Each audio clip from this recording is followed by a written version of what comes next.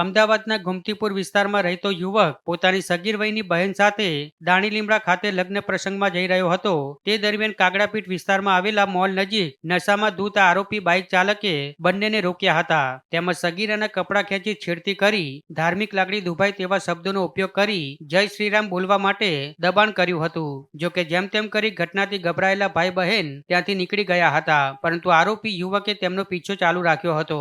જોકે બાદમાં સગીરાના ભાઈએ પોતાના પરિચિતોને જાણ કરતા જુડિયો મોલ નજીક સંબંધીઓ પહોંચી ગયા હતા અને આરોપીને પકડીને માર માર્યો હતો. તે જ સમયે ત્યાંથી પસાર થઈ રહેલી ટ્રાફિક પોલીસે તાત્કાલિક હસ્તક્ષેપ કરી યુવકને ટોળાથી બચાવી દાણીલીમડા પોલીસ સ્ટેશન લઈ ગઈ હતી. પણ ત્યારબાદ પણ સગીરાની છેડતી અને ધાર્મિક મુદ્દાને લઈને લોકોમાં ભારે આક્રોશ ફાટી નીકળ્યો હતો અને લગભગ 75 જેટલા લોકોનું ટોળું દાણીલીમડા પોલીસ સ્ટેશન પર એકત્રિત થઈ ગયું હતું અને આરોપીને જાનથી મારી નાખવાનો પ્રયાસ કર્યો હતો. જ્યાં ટોળામાંથી ફેંકવામાં આવેલી ઈંટ આરોપીના માથે વાગતા તે ગંભીર રીતે ઈજાગ્રસ્ત થયો હતો.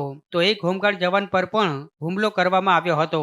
આથી બાદમાં પોલીસના ઉચ્ચ અધિકારીઓએ સ્થળ પર પહોંચી પરિસ્થિતિ પર કાબુ મેળવ્યો હતો. ત્યારે હાલ પોલીસે આરોપી રાજ દિલીપભાઈ સામંતાની સામે પોક્સો એક્ટ, ધાર્મિક લાગણી દુભાવવાનો ગુનો અને પ્રોહિબિશન એક્ટ હેઠળ ગુનો નોંધ્યો છે.